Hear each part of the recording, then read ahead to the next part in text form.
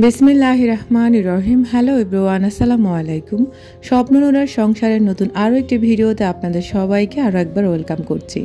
কাছে দূরে যে যেখান থেকে আমার আজকের ভিডিওটি দেখছেন, আল্লাহ তাআলার অসীম রহমতে সবাই ভালো আছেন, আমরা আলহামদুলিল্লাহ ভালো আছি। আপনারা আমাকে এত রিকোয়েস্ট করছেন আমি যাতে আপনাদেরকে একটা বাজেট তৈরি করে দিই। তো আসলে আমি বলবো এক এক সংসারের বাজেটটা তৈরি হয় এক এক রকম। তো আমি হয়তোবা কিছু নিয়ম আপনাদেরকে বলে দিতে পারবো বা বুঝিয়ে দিতে পারবো, সেই নিয়মগুলো ফলো করলে হয়তো বা অন্তত আপনি যদি টাকা সঞ্চয় নাও করতে পারেন, অন্তত সংসারটা আপনি সুন্দরভাবে চালাতে পারবেন। তো আশা করছি ভিডিওটি আপনাদের ভালো লাগবে। যদি ভালো লেগে থাকে তাহলে প্লিজ হার্ডলি রিকোয়েস্ট রইল একটি লাইক দিয়ে ভিডিওটা কন্টিনিউ করবেন। এখন চলুন আপনাদের সাথে আমি আমার সংসারের কথাগুলো বলি বা কিভাবে আমি আমার টানাটানি সংসার থেকে বাজার সদাইপাতি করে থাকি। যেহেতু এখন শীতকালের সিজন, আর শীতকালে কিন্তু আমাদের শাকসবজি একটু বেশি খাওয়া পড়ে, আমি অনেক ভিডিওতে বলেছিলাম। আর এখানে হচ্ছে জলপাই আনা হয়েছে, সাথে টমেটো না লেবু আনা হয়েছে। যেমন এখনও কিন্তু মানে টমেটোর দামটা কমে নাই, টমেটোর দামটা কিন্তু আমাদের হাতের নাগালে এখনও আসে নাই। তো এই জন্য কিন্তু আমরা টমেটো খাই না, মানে যেই সিজনে যে দেখছি যে সবজিটা একটু দাম বাড়তি সেটা কিন্তু আমরা কিনি না, কারণ হচ্ছে ওইটা আমাদের বাজেটের ভিতরে নেই। কারণ হচ্ছে আমরা আয় বুঝে ব্যয়টা আমাদের করতেই হবে। আর এদিক দিয়ে হচ্ছে কচুর মুখী এনেছে, সিম এনেছে, আর হচ্ছে জালি কুমড়া এনেছে। আর জালি কুমড়া সিম কিন্তু আমার বড় ছেলের পছন্দের তরকারি, না হয় কিন্তু ও মানে অন্য কোনো সবজি হলে খেতে চায় না।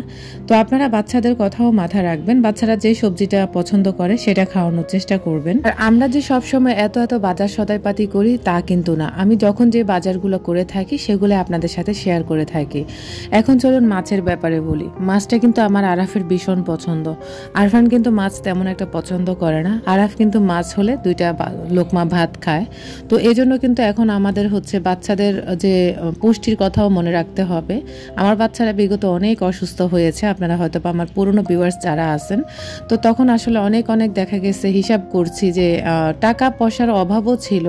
তো যখন আমার হাজব্যান্ডের কাজ থাকে তখন আলহামদুলিল্লাহ আমরা অন্তত বাজার সদাইপাতি যেভাবে আল্লাহ ডাল ভাত আল্লাহ রিজিকে যা রাখেন আমরা তাই খাই।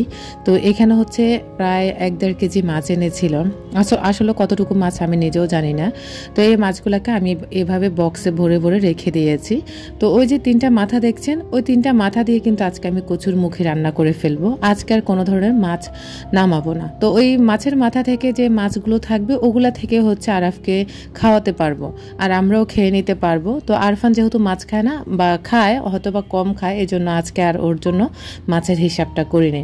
তো আপনারা চাইলে প্রতিদিনের তালিকায় দেখা গেছে আজকে যদি আপনি মাছ খেয়েছেন তো দেখা গেছে আগামীকাল আপনি আর মাছ খাবেন না, ওটা ডিম দিয়ে বা হচ্ছে ভর্তা টর্তা দিয়ে আপনি চালিয়ে দিতে পারবেন, যেটা রেগুলার আমি করে থাকি। যেমন হচ্ছে আমি আজকে মাছ খেয়েছি, কালকে আর আগামীকালকে কিন্তু আমি মাছ খাই না। তখন দেখা গেছে আমি একটা সবজি যদি থাকে সবজি ওই ডাল দিয়ে রান্না করে ফেলি, আর না হয় আমি একটু ভর্তা টাইপের কিছু করে ফেলি, বা ডাল ভর্তা বা হচ্ছে আলুর ভর্তা বা হচ্ছে শুটকি থাকলে শুটকির ভর্তা, এই ভর্তাগুলা করে অনায়াসে খেয়ে ফেলা যায়। তো এই যে মাঝখান দিয়ে কিন্তু 2 দিন চলে গেছে, পরের দিন কিন্তু আবারও কিন্তু আমি মাছ খাই না। তখনও আমি চাইলে হচ্ছে ডিম ভাজি করি বা ডিম ভুনা করি, একটু ডাল রান্না করি। ওইভাবে হচ্ছে আমাদের পুরো একটা মাস বা হচ্ছে 15 দিনের বাজার সদাইপাতি আমি এভাবে হচ্ছে খরচ করে থাকি। তো এগুলা কিন্তু ফলো করলে আপনি হালকা পাতলা একটু যদি নিজেকে একটু কষ্ট করে একটু নিজের মানে হিসাবটা মেনটেন করতে পারেন, তাহলে সংসারটা অনায়াসে সুন্দর আপনি চালাতে পারবেন। একজন গৃহিণী যদি চায় সে কিন্তু সংসার অনেকটাই উন্নত করতে পারে, আর চাইলে কিন্তু সংসারটাকে একদম ধ্বংস করে দিতে পারে। তো কিছু ছোট এই স্যাক্রিফাইসগুলো যদি করতে পারেন তাহলে দেখবেন আপনার পাড়া প্রতিবেশী বা আপনার কোনো আত্মীয়র কাছে আপনার হাত পাততে হবে না। অন্তত আপনি ডাল ভাত খেয়ে সংসারটা সুন্দরভাবে আপনার বাজেটের ভিতরে চালাতে পারবেন। আর আমাদের এই মধ্যবিত্ত বা নিম্ন মধ্যবিত্ত আমরা যারা শহরে থাকি তারা কিন্তু পানিগুলো পর্যন্ত কিনে খেতে হয়। তো আমাদেরকে আশা করি এই দিকগুলো যদি ফলো করতে হয় বা ফলো করতে পারি তাহলে কিন্তু সুন্দর অনায়াসে অল্প আয়েও সুন্দরভাবে চলতে পারবেন, বা নিজের বাজেটের ভিতরে হচ্ছে চলতে পারবেন, বা আয় বুঝে আপনি ব্যয়টা করতে পারেন।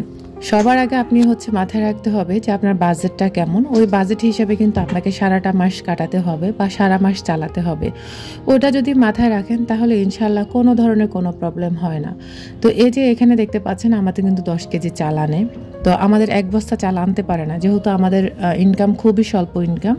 তো এত অল্প ইনকাম থেকে কিন্তু আমরা চাইলেও কিন্তু 1 বস্তা চাল আনতে পারি না। 1 বস্তা চাল আনতে গেলে মিনিমাম 2500 থেকে 3000 টাকার প্রয়োজন। তো ওই 3000 টাকা যদি আমরা এই চালের ভিতরে হচ্ছে ইনভেস্ট করে ফেলি তাহলে কিন্তু সারা মাস আমরা কিন্তু চলতে পারবো না। যদিও 1 বস্তা চাল আনলে প্রায় 2.5 মাস 3 মাস চলে যাবে আমাদের, কিন্তু ওই যে সেটা আমাদের জন্য পসিবল হয় না। এ কারণে হচ্ছে আমরা 1 বস্তা চাল আনতে পারি না।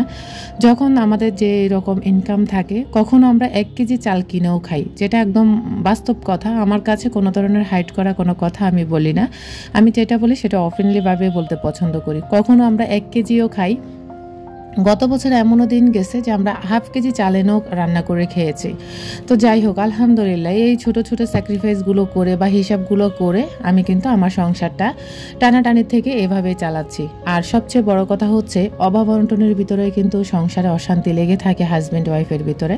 সেটা আপনারা করতে যাবেন না, কারণ হচ্ছে হাজব্যান্ড ওয়াইফ মিলেমিশে হচ্ছে সংসারটাকে চালাতে হবে, সুন্দর একটা রূপ দিতে হবে। আপনি যদি অভাবের কারণে হাজব্যান্ডের সাথে দিনরাত যুদ্ধ করেন, ঝগড়া করেন, সেখানে কোনো ধরনের আমি বলবো সমাধান নেই অশান্তি ছাড়া। আমি বলবো আপনারা হচ্ছে মাথাটা ঠান্ডা রেখে দুজনে মিলে যেভাবে সুন্দর হয় সংসারটা সেভাবে চালানোর চেষ্টা করবেন।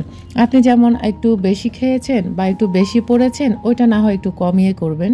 তো ওগুলা যদি করতে পারেন তাহলে আপনি সংসার জীবনে সুখী একজন মানুষ হবেন বা আপনারা দাম্পত্য জীবনে অনেক বেশি সুখী হবেন। আলহামদুলিল্লাহ, মাশাআল্লাহ। এই নিয়মগুলো ফলো করে কিন্তু আমি আমার সংসারে আজও টিকে আছি। এই ঢাকা শহরে আমাদের আত্মীয় স্বজন কিন্তু সবাই আছে শহরে, সবাই কিন্তু বড় লোক, কিন্তু কেউ কিন্তু আমাকে 5টা টাকা দিয়েও হেল্প করে না। আমি আমার হাজব্যান্ডের এই অল্প ইনকাম থেকে সুন্দর করে চালাচ্ছি এবং আমার কোনো বড় লোক আত্মীয়ের কাছে আমাকে যে হাত পাততে হয় না বা চাল আনতে হয় না, ডাল আনতে হয় না। বা আমি কারো কাছে আমি যত কষ্টই হোক না কেন আমি কখনো কোনো আত্মীয় স্বজনের কাছে গিয়ে একটা পেঁয়াজের জন্যও যাই নাই বা 1 কেজি চালের জন্যও যাই নাই, যেটা একদম সত্যি কথা বলি।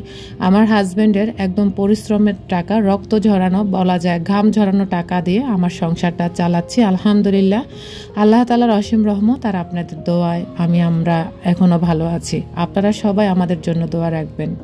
এই যে এখানে দেখতে পেলেন আমাদের 4 কেজি আটা নিয়ে এসেছে, কারণ আটাটা আমাদের প্রতিদিনের খাদ্য তালিকায় থাকে বা নাস্তার তালিকায় থাকে, রুটি এবং পরোটা। ওই রুটি পরোটা খেলে দেখা গেছে দুপুর পর্যন্ত থাকা যায়। শুধু চা বিস্কুট খেয়ে কিন্তু দুপুর পর্যন্ত আমরা থাকতে পারি না বা আমি থাকতে পারি না। আর সকালবেলা কিন্তু আমরা ভাত খাই না, সকালবেলা আমরা রুটি এবং পরোটা যেদিন যেটাই তৈরি করি সেটাই খাই। আর ভাত খাওয়া পর্যন্ত আলহামদুলিল্লাহ আমি থাকতে পারি। তো এজন্য হচ্ছে আমাদের মানে আটাটা একসাথে এখন নিয়ে আসে, 4 কেজি করে একসাথে নিয়ে আসে। আর আমরা যে দোকান থেকে খাই সেই দোকান থেকে কিন্তু মানে সেই দোকানে 5 কেজির প্যাকেটের আটা নেই, কিন্তু 2 কেজির প্যাকেটের আটা আপনাদের ভাইয়া 2টা নিয়ে আসে। আমার অনেক আন্টিরা আমার ভিডিওগুলো ফলো করে থাকেন, অনেক সুন্দর সুন্দর হচ্ছে কমেন্ট করেন এবং কি আমার সাথে পার্সোনালি ফোন দিয়েও কথা বলেন। আমি খুব স্যাটিসফাইড আলহামদুলিল্লাহ। তো এদিক দিয়ে হচ্ছে এখন আমি আটাগুলোকে রিফিল করে নেব। তো আমি বলবো ছোটোখাটো স্যাক্রিফাইস কিন্তু হাজব্যান্ড ওয়াইফ দুজনকেই করতে হবে। সবার আগে কিন্তু আপনি কিন্তু একটা ড্রেস না পরে থাকতে পারবেন, কিন্তু একটা খাবার আপনি না খেয়ে থাকতে পারবেন না। তো সবার আগে চিন্তা করতে হবে যে আমার বাজার সদাইপাতিগুলো ঠিকঠাক আমার বাসায় আছে কি না, ওটা আপনাকে ফলো করতে হবে। আপনি লোক দেখাতে গিয়ে বা শো অফ করতে গিয়ে দেখা গেছে আপনার বাসায় কোনো খাবারই নেই, তো তাহলে আমি বলবো এই ধরনের লোক দেখানো থেকে বিরত থাকুন। নিজের আত্মাকে কষ্ট দিবেন না বা নিজের রুহকে কষ্ট দেবেন না একটু শখ বা একটু বিলাসিতা করতে গিয়ে। তা আমি বলবো আমি কোনো ধরনের বিলাসিতা করি না। আমি হচ্ছে আমার সাদামাটা লাইফ স্টাইল, আমার হচ্ছে একদম অল্প আয়ে যেভাবে আমি আয় বুঝে ব্যয়টা করি সেটাই আপনাদের সাথে প্রতিনিয়ত তুলে ধরার চেষ্টা করি। আশা করছি আমার এই নিয়মগুলো যদি আপনারা ফলো করেন তাহলে টানাটানির সংসার থেকে ইনশাল্লাহ আপনারা যদি সঞ্চয় করতে নাও পারেন অবশ্যই কিন্তু সংসারটা সুন্দরভাবে চালাতে পারবেন। আর বাচ্চাদের পড়াশোনা সেটাও কিন্তু আপনাকে মাথায় রাখতে হবে। হবে, যেহেতু আমরা শহরের বাড়িতে পানি পর্যন্ত কিনে খেতে হয়। তো বাচ্চাদের পড়াশোনার খরচটা কিন্তু আমাদের ব্যয়বহুল শহরে। একটা বাচ্চা পড়াতে গেলে নিম্নে 1500 থেকে 2000 বা 2500 টাকার ভিতর প্রাইভেট পড়াতে হয়। একটা স্কুলের বেতন হচ্ছে 500 থেকে 700-800 টাকার ভিতরে। তো আমাদেরকে কিন্তু এই কথাগুলো মাথায় রাখতে হবে যে আমার বাচ্চার পড়াশোনার খরচ চালিয়ে, সংসারে খাবার দাবার খরচ চালিয়ে যদি কিছু থাকে, তাহলে সেই টাকাগুলো চাইলে আমরা আমাদের প্রয়োজনীয় কেনাকাটাগুলো করতে পারবো। কিন্তু অপ্রয়োজনীয় কোনো কিছুই আপনারা কিনতে যাবেন না। অপ্রয়োজনীয় জিনিস কিনলে দেখবেন আপনার ঘরও হবে বোঝা, এবং কি ঘর অনেক বেশি নোংরাও হবে। সেই সাথে কিন্তু আপনার হচ্ছে মানে টাকাগুলো খরচ হয়ে যাচ্ছে। তো এই দিকগুলো কিন্তু আপনাকে খেয়াল করতে হবে। আমি আবারও বলবো, আপনারা বাজেটের হিসাবটা সবসময় মাথায় রাখবেন যে আমাদের আয়টা কেমন। আয়টা বুঝে তারপরে ব্যয় করলে অনায়াসে সংসারটা আপনি সারা মাস চালানো কোনো ব্যাপার না। আমি আলহামদুলিল্লাহ বলা যায় একদম ফ্রিভাবে হচ্ছে টেনশন ফ্রি হয়ে সংসারটা চালাচ্ছি। কারণ টেনশন তো অবশ্যই মানব জীবনে টেনশন থাকবে না এমন কোনো কথা নেই। টেনশন অবশ্যই আমাদের সবার জীবনে কম বেশি আছে। কখনো টাকার টেনশন, কখনো মানে বিভিন্ন ধরনের টেনশন আছে না, হয় আমারও হয়, আমিও অনেক অনেক টেনশনে থাকি। তো আলহামদুলিল্লাহ এই ছোটোখাটো স্যাক্রিফাইসগুলো করে করে কিন্তু এই পর্যন্ত আজও টিকে আছি এই শহরে। ঢাকা শহরে কিন্তু এত নিম্ন আয় কিন্তু মানুষ চলতে পারে না, যেখানে আমি কিছু নিয়ম ফলো করে এই টানাটানির সংসারেও ঢাকা শহরে 2টা সন্তান নিয়ে টিকে আছি আলহামদুলিল্লাহ। আর আমার হাজব্যান্ডের ইনকাম অল্প, একদম খুবই অল্প, তারপর আলহামদুলিল্লাহ ডাল ভাত খেয়ে তো বেঁচে আছি। এটাই আমার কাছে অনেক বেশি বড় পাওয়া। আপনি দেখবেন, আপনি হচ্ছে বা হাজব্যান্ডকে প্যারা দিবেন যে আমার এই জিনিসটা দিতেই হবে, সে যত কষ্ট করে হোক ম্যানেজ করবে সংসারের শান্তিটা টিকিয়ে রাখার জন্য। তো আপনাকে কিন্তু ওই হাজব্যান্ডের কথাটাও খেয়াল রাখতে হবে। দিন শেষে হাজব্যান্ড ছাড়া পৃথিবীতে কেউই আপন না। আপনার বাবা মাও কিন্তু একদিন আপনাকে পর করে দিবে। বিয়ের পরে প্রতিটা মেয়ে হচ্ছে পর, কিন্তু 2-4টা পরিবারে হচ্ছে মেয়েদের বলা যায় হাজব্যান্ড সন্তানদেরকে বাবারা চালায়। কিন্তু সবার পরিবারে এমনটা নিয়ম হয় না যে আমার মেয়ে কষ্ট করতেছে, আমার নাতিরা কষ্ট করতেছে, আমরা তাদের খরচটা বহন করব। এটা কিন্তু সব সংসারে হয় না। কিন্তু দেখা গেছে 100% ফ্যামিলির মধ্যে দেখা গেছে 50% ফ্যামিলি হচ্ছে ওইভাবে চালায়। মেয়ের জামাই, মেয়ের সন্তানদেরকে সবাই হচ্ছে খরচটা বহন করে। আবার এই খরচটা কিন্তু সব পরিবারে টাকা থাকলেও কিন্তু বাবা মা বহন করে না। এজন্য বলবো, দিন শেষে কিন্তু আপনার স্বামী সন্তান ছাড়া বাবার পক্ষের কেউই আপনার আপন নয়। হয়তোবা সাময়িকভাবে আপনাকে সাপোর্ট করবে, কোনো পরিবারে কিন্তু সাময়িকভাবেও সাপোর্ট করে না। তা আপনাকে কিন্তু মাথায় রাখতে হবে, আপনার স্বামী সন্তান নিয়ে আপনাকে সুখে শান্তিতে থাকতে হবে। দিন শেষে কিন্তু স্বামী সন্তান ছাড়া পৃথিবীতে কেউই আপন নয়। আমার আজকের ভিডিওর নিয়মগুলো যদি আপনি ফলো করেন, ইনশাল্লাহ আপনারা সংসার জীবনে অনেক বেশি সুখী হবেন, সংসারটা সুন্দর মতো চালাতে পারবেন। সবাই আমার পরিবারের জন্য, আমার স্বামী সন্তানের জন্য দোয়া রাখবেন।